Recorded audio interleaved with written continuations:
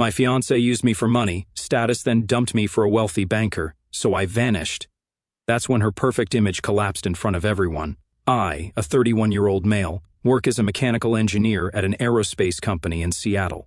I'm a pretty average guy, slightly overweight, working on it, with a receding hairline that I'm coming to terms with, and I'm definitely more comfortable talking about tensile strength than fashion trends. I grew up in a middle-class family in Michigan, put myself through college with scholarships and part-time jobs, and landed a decent position right out of school.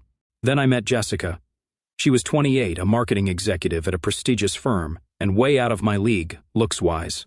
We met at my friend Kyle's birthday party 3 years ago. She was his coworker's +1, and I still have no idea why she gave me her number that night. Women like her, who look like they walked off a magazine cover, don't usually go for guys like me, but we clicked, or at least I thought we did.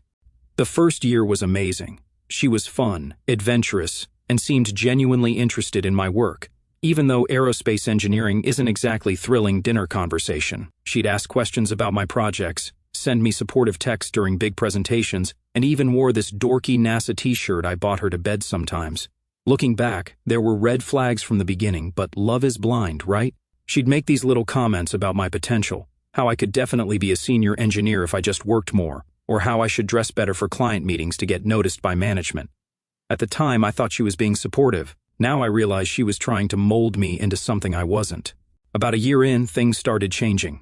Her suggestions became criticisms. My apartment was suddenly too small for an established professional. My perfectly functional Honda was embarrassing next to her BMW. My friends were holding me back because they weren't ambitious enough. My brother Alex, who works construction and has been my best friend since childhood, was gradually excluded from our social events because he was too blue-collar for her circle. But I was in love, so I started changing. I bought nicer clothes, went to her pretentious work parties, and laughed at unfunny jokes from her boss. I saw my brother less. I even turned down a promotion opportunity in Chicago because she insisted we needed to stay in Seattle near her family and social connections. When I proposed after 2 years, she cried and said yes. Then she immediately started planning a wedding that would cost more than my annual salary. It's an investment in our social capital, she'd say whenever I brought up the budget. These connections will pay off for both of us. So, I opened a special savings account and started putting away chunks of my bonuses and overtime pay. Eventually, I had $22,500 set aside just for wedding deposits. Jessica never contributed a cent, claiming she was saving for our future in other ways.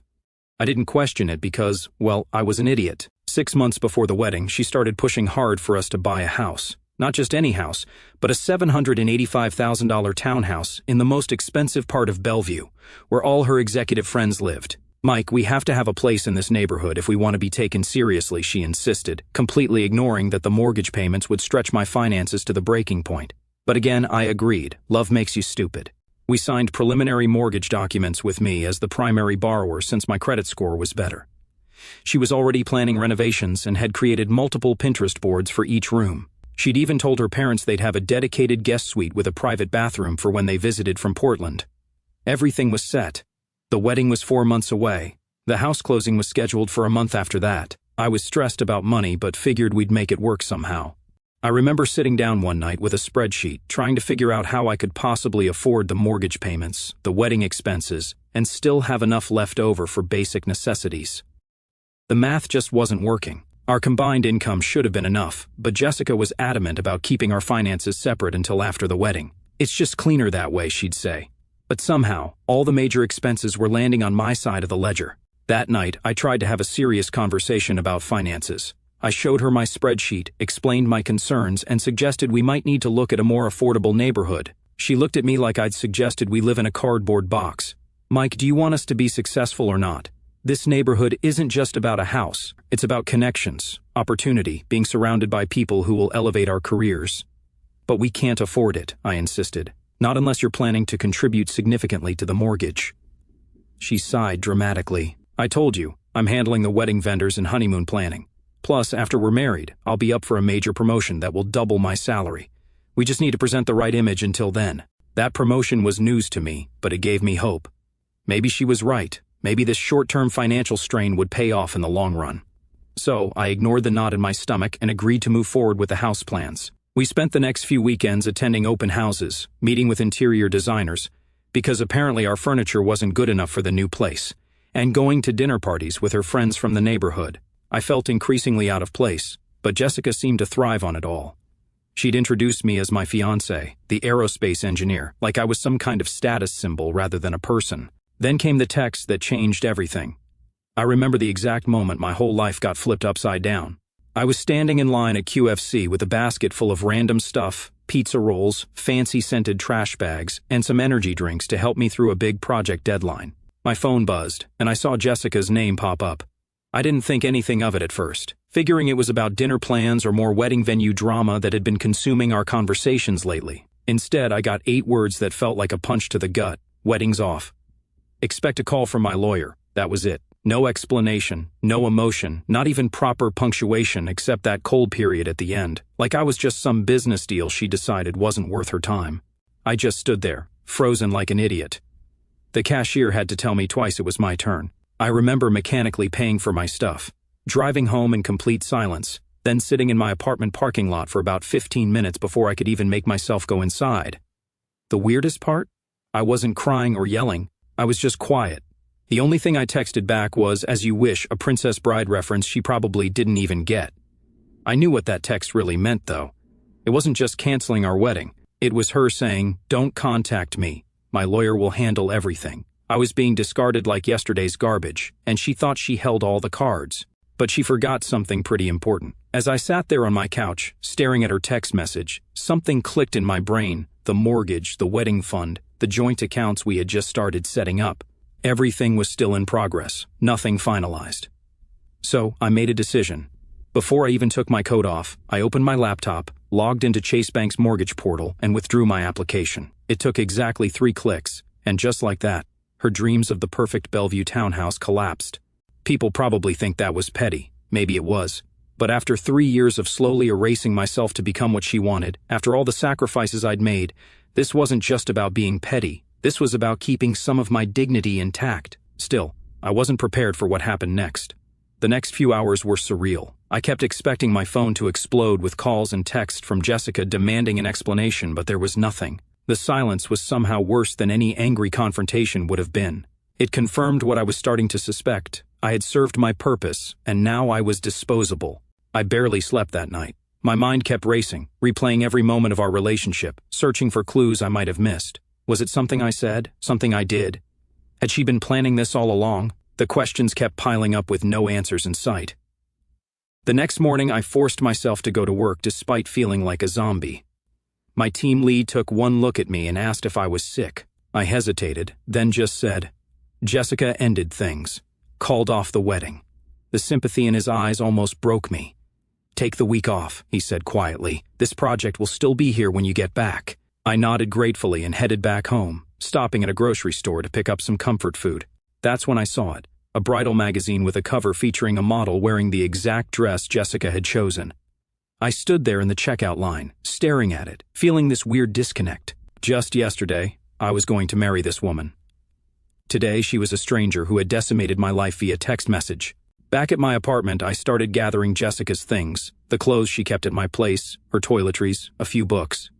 It wasn't much, considering we'd been together 3 years. It struck me then how little of herself she had actually invested in our relationship.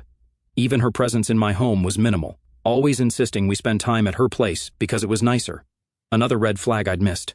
I boxed everything up neatly, labeled it Jessica's things, and set it by the door. Then, I did something I'd been putting off for months. I called my brother Alex. Our conversation was brief but healing. He didn't say, "I told you so," even though he'd never fully trusted Jessica. He just said, "I'm coming over, and I'm bringing pizza." That night, catching up with my brother, I felt a strange mix of devastation and relief. The devastation was obvious, my future had just imploded, but the relief, that took longer to understand. It was like I'd been holding my breath for 3 years, contorting myself to fit Jessica's vision, and now I could finally exhale. Less than 48 hours after getting that text, I'm sitting on my couch, eating those same pizza rolls I bought at the store, when my phone rings. Unknown number. I let it go to voicemail because I'm not dealing with that stress right now. A minute later, this message appears. "Hello, this is Rebecca Goldstein, attorney for Miss Jessica Chambers. We urgently request a call back regarding your mortgage withdrawal, as this action may constitute breach of contract or financial interference. Please contact us immediately." I almost laughed at the urgently request part. Suddenly, her lawyer wasn't so cold and clinical anymore. Funny how that works when you hit people in the wallet. I didn't call back. Instead, I just waited. And sure enough, more calls followed. Emails too, all with increasing desperation.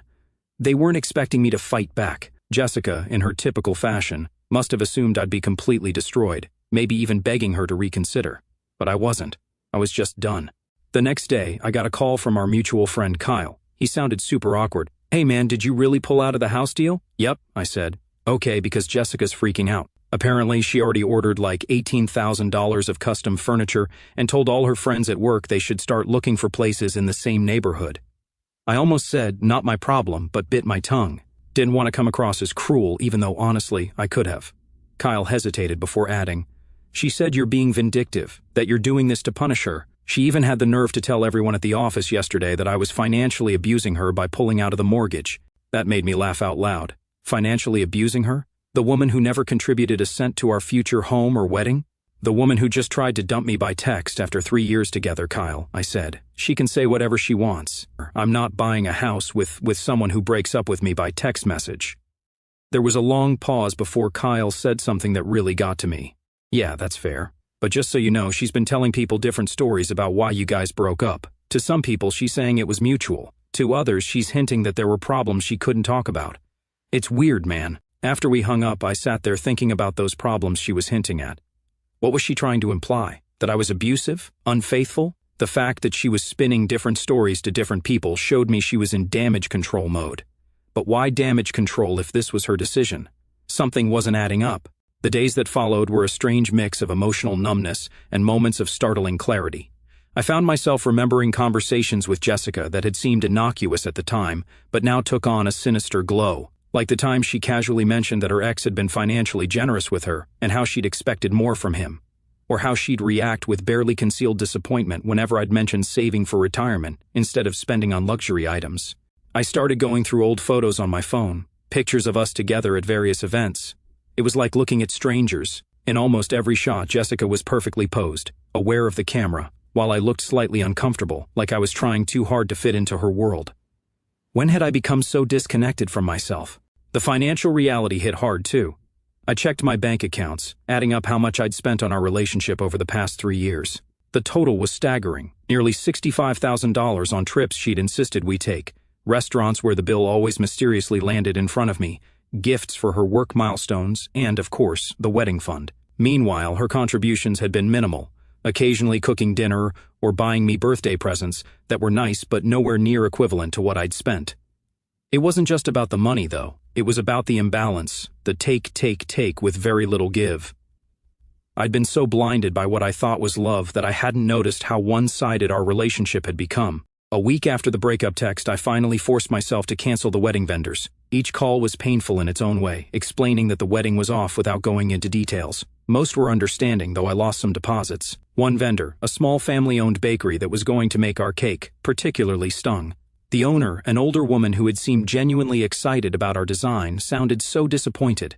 "You two seemed so in love when you came in for the tasting," she said softly. "I thought we were," was all I could reply. After canceling the last vendor, I poured myself a cup of coffee and sat on my balcony, watching the Seattle rain. For the first time since the text, I felt tears welling up, not for Jessica, but for the future I thought I had, the life I'd planned and lost, the person I'd twisted myself into becoming. But beneath the grief, something else was stirring, a quiet determination, a realization that I'd been given a chance to reclaim myself before making what would have been the biggest mistake of my life.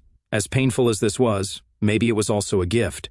That's when my phone lit up with another notification, an email from the mortgage broker confirming the withdrawal of my application. The subject line read, "Application terminated. Future options available." It felt oddly prophetic. What Jessica didn't know, what nobody knew, was that I had started noticing weird things in the weeks before her text. There were signs, looking back, late-night work emails that she'd hide her screen for, unexplained client dinners that seemed to run suspiciously late, the way she'd immediately lock her phone when I walked into the room. I had noticed all of it, I just didn't want to believe what it might mean. But now, with everything falling apart, I felt like I was finally seeing clearly. So instead of replying to her lawyer or trying to salvage anything, I stayed quiet. I let them panic, let them wonder what my next move would be. And in that silence, the truth started bubbling up to the surface.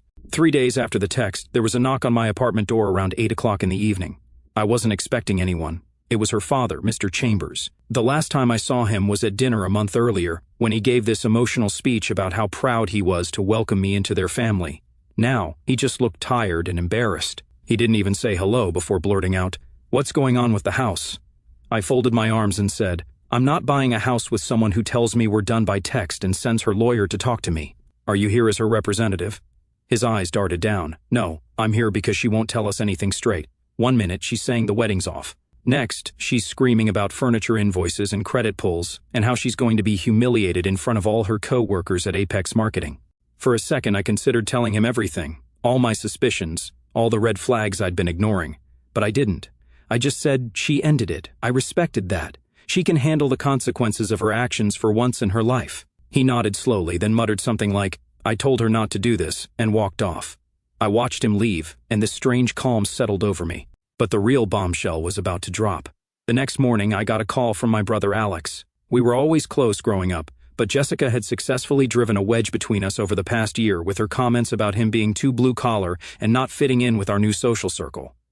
I hadn't talked to him in almost a month. "Hey bro," he said, sounding hesitant. "I heard about what happened with Jessica from Kyle.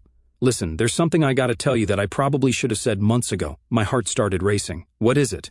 There was a long pause. "Remember that renovation job I was doing at that fancy apartment complex downtown, the Cascade Heights place? Yeah, well, I saw Jessica there with some guy. They were going into his apartment together, looking real cozy. I didn't know what to think. Maybe it was a work thing, but the way they were touching each other. I took a picture, just in case, but I wasn't sure if I should tell you. Didn't want to mess things up if I was wrong." He texted me the picture while we were still on the phone. It was definitely Jessica, wearing a dress I'd never seen, with some tall dude with perfect hair and an expensive suit. His hand was on the small of her back in a way that wasn't just friendly. The timestamp showed it was from 2 months ago. "The dude's name is Ryan," Alex said. "I asked around with some of the maintenance guys at the building. He's some hotshot investment banker, drives an Aston Martin, real douchebag type who brags about his watch collection. Ryan." The name clicked immediately. She'd mentioned him a few times, always as just a client from her marketing firm. Said he was difficult but important. I guess he was important, all right. After we hung up, I went into full investigation mode. I pulled up her Instagram. Most of her posts were suddenly private. First red flag, but I could still see her tagged photos. There was one from a charity gala 3 weeks back, the same weekend she claimed she was at a girls' retreat at a spa. She wasn't in the photo, but this guy Ryan was, and you could just see her arm and part of her dress in the corner, the same dress from Alex's picture. I kept digging. I checked our shared cloud photo account that we'd set up for wedding planning. In the recently deleted folder, I found several selfies of her that I'd never seen before, clearly taken in an apartment that wasn't mine. Fancy place with floor-to-ceiling windows and a view of the Space Needle. Exactly the kind of place a hotshot banker would have. The pieces were starting to fit together. The sudden complaints about my salary, the constant comparisons to her friends' husbands who were really going places, the increasing pressure to move to an expensive neighborhood we couldn't afford, the comments about how I should dress better and network more. She wasn't just cheating, she was upgrading, and I was the stepping stone that was no longer needed. I took a day to process all this, to let the anger and hurt work through my system. Then, I did something I hadn't done in nearly a year. I called my old college buddy Trevor, who had been offering me a job at his engineering firm in Denver, a job I'd turned down because Jessica insisted we build roots in Seattle. "Hey stranger," he said when he picked up. "To what do I owe the pleasure? How's that job offer looking?" I asked. There was a pause, then he laughed. "You finally dumped the princess." "Job's still open, man. $125,000 plus relocation. When can you start?" For the first time in days, I smiled. "How's next month sound?" The conversation with Trevor was like a life raft in a stormy sea.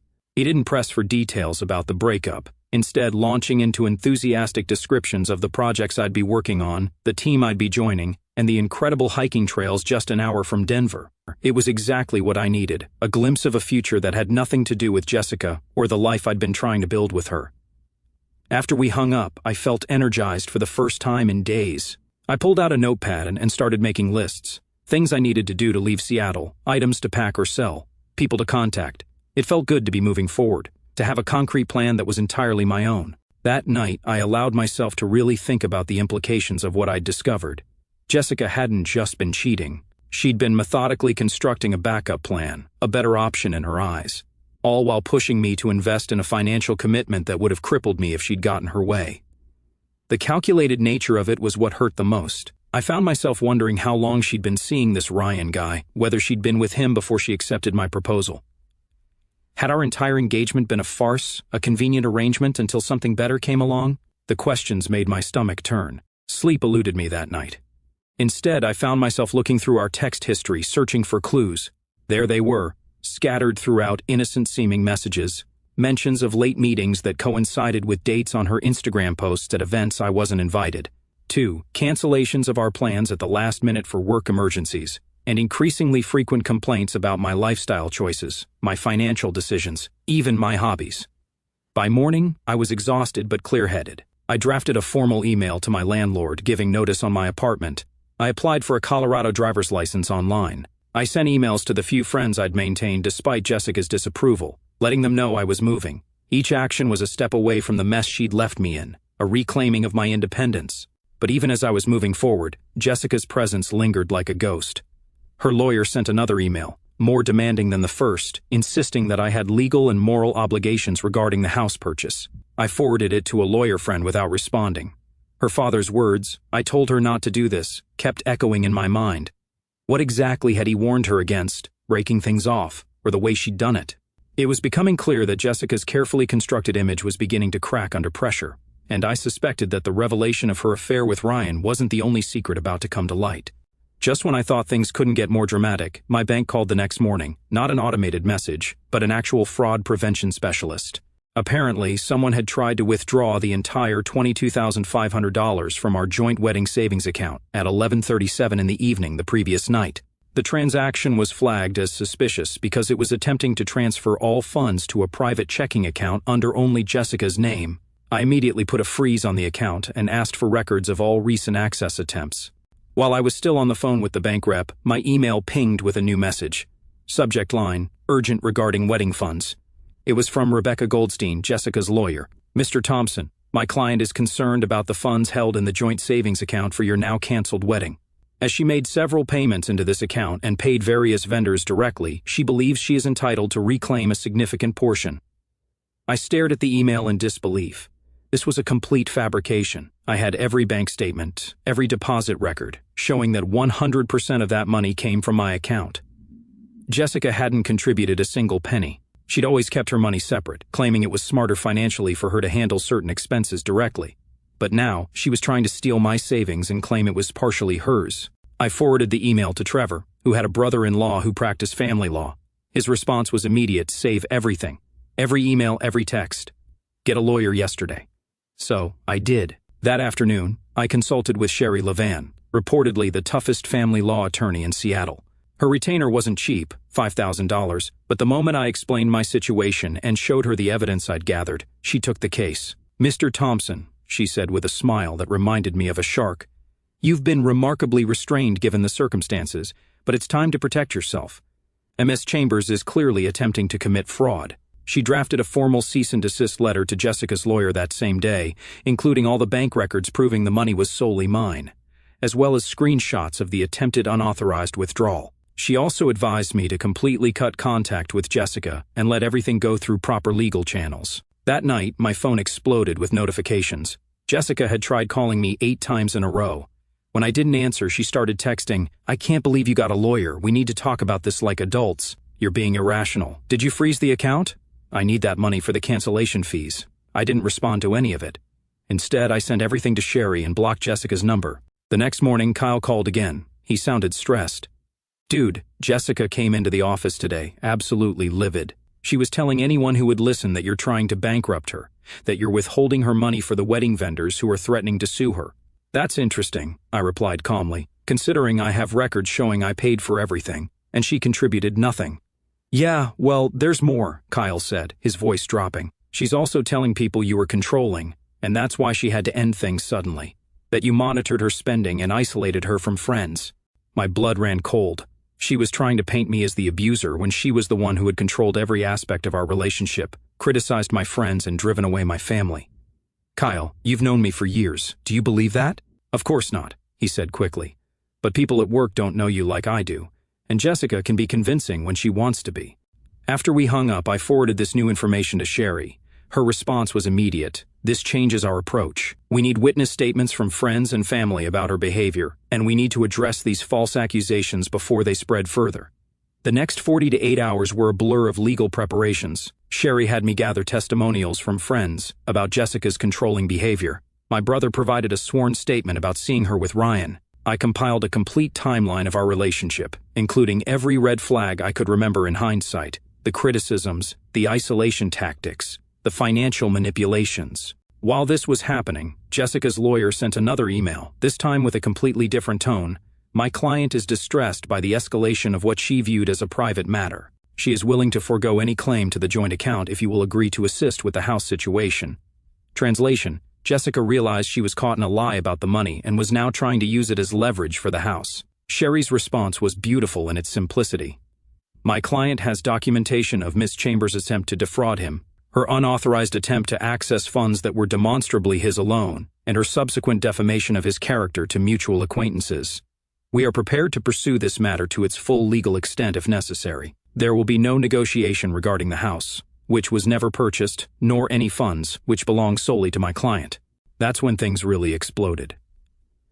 I spent that evening packing up more of my belongings, sorting through years of accumulated stuff, and deciding what was worth taking to Denver. The process was oddly therapeutic, evaluating each item, asking myself if it truly brought value to my life or if it was just something I'd acquired to please Jessica. The expensive watch she'd insisted I needed for client meetings, selling it. The pretentious art books I'd never actually read, donation pile. My beloved collection of sci-fi novels that Jessica had banished to a closet because they were childish, definitely coming with me to Denver. As I worked, my phone continued to vibrate with messages from unknown numbers, friends of Jessica's, I assumed, trying to guilt me into responding. I ignored them all. Sherry had been clear, no contact except through legal channels. Around midnight, exhausted but satisfied with the progress I'd made, I checked my email one last time before bed. There was a message from an address I didn't recognize with the subject line, "You should know the truth about Jessica." My finger hovered over the delete button. It could easily be another manipulation tactic, but curiosity won out. The email was from a woman named Megan, who claimed to be a former co-worker of Jessica's at her previous company. According to Megan, Jessica had a history of latching onto successful men, using them to advance her career or social standing, then discarding them when someone better came along. She did the same thing to her last boyfriend, a doctor, who bought her a car and paid for her apartment renovations, Megan wrote. When he proposed, she suddenly found reasons to break it off. 2 weeks later, she was dating her boss. I stared at the screen, unsure what to make of this information. Was it real, or just someone with a grudge? I forwarded it to Sherry without comment and finally went to bed, my mind racing with possibilities. The next morning brought a surprising development, a voicemail from Rebecca Goldstein, Jessica's lawyer, asking to speak with Sherry regarding a potential resolution. The tone was markedly different from her previous communications, less demanding, more conciliatory. Something had shifted. I called Sherry immediately to relay the message.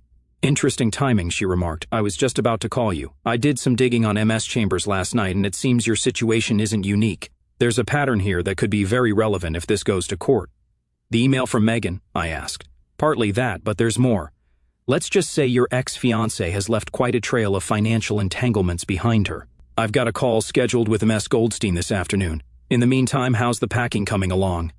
I smiled at her subtle reminder to keep moving forward with my plans, regardless of the legal drama. Making progress. Denver's starting to feel real. "Good," Sherry said firmly. "The best revenge is living well, Mr. Thompson. Remember that." As I hung up, my doorbell rang, another unexpected visitor. This roller coaster showed no signs of slowing down. Later that night, around 10 o'clock, I received a Facebook message from an account I didn't recognize. No profile picture, just a name, Ryan Mitchell. "We should talk. I don't want to be part of whatever game she's playing." My hands were shaking as I replied, "Talk about what?" His response came quickly, "About Jessica, about the lies she's been telling both of us." We agreed to meet at a coffee shop downtown the next morning. I arrived early, partly out of curiosity, partly to scope out the place first in case this was some kind of trap.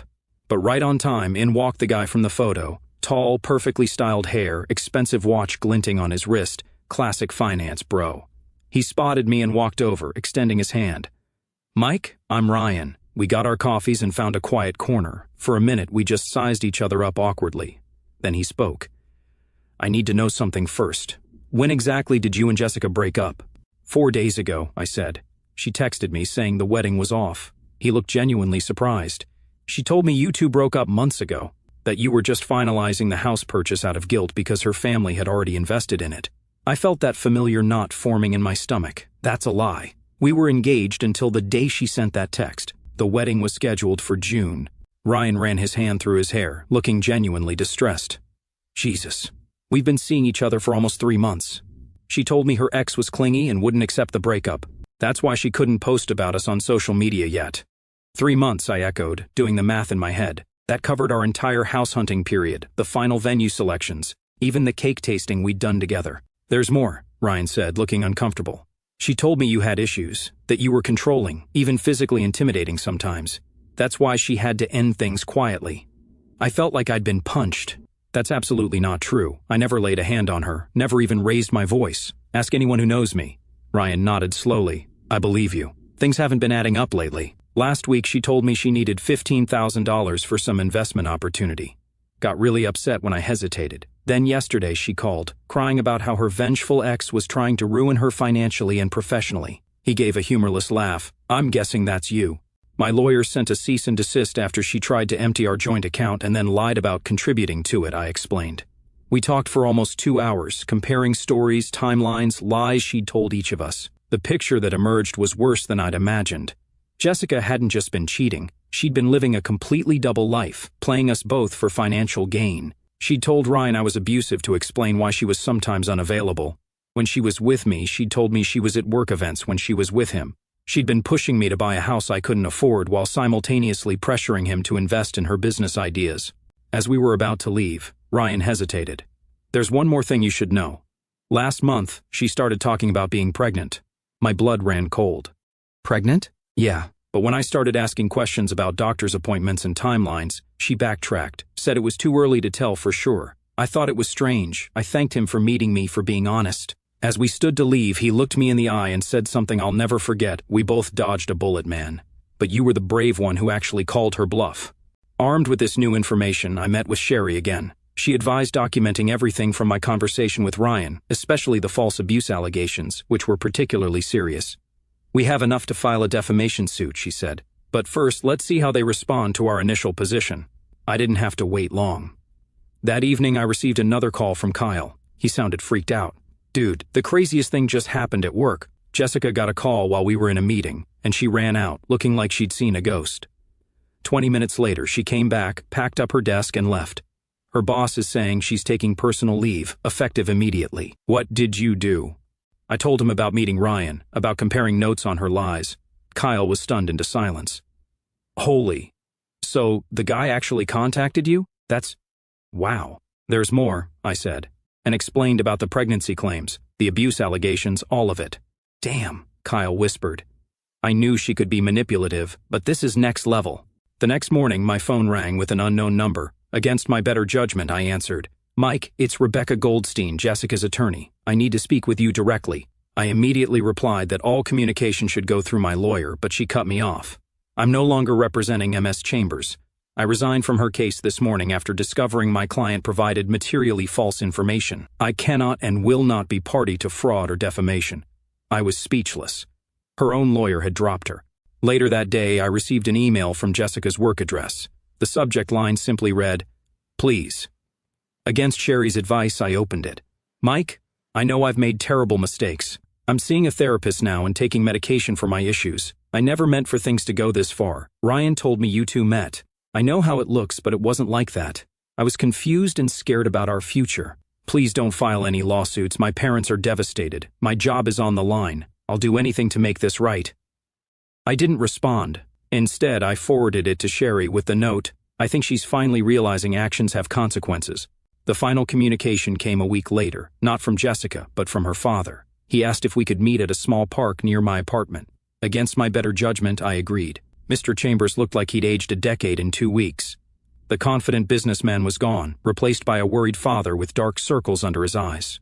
Mike, he began, his voice rough, I owe you an apology, a big one. Jessica, she's not well. She's been diagnosed with some serious issues. That's not an excuse for what she did to you. But I want you to know that the person you thought you knew, in many ways, she wasn't real. He explained that Jessica had been struggling with mental health issues since college, but had always refused treatment. The perfect image she projected was a facade that required increasing effort to maintain. We've convinced her to enter a residential treatment program, he said. It's the only way forward, but before she left, she asked me to give you this. He handed me a sealed envelope. Inside was a cashier's check for $22,500, the exact amount of the wedding fund, along with a handwritten note that simply said, "I'm sorry for the pain I caused. You deserved better." We parted with an awkward handshake that turned into a brief hug. As he walked away, he turned back once.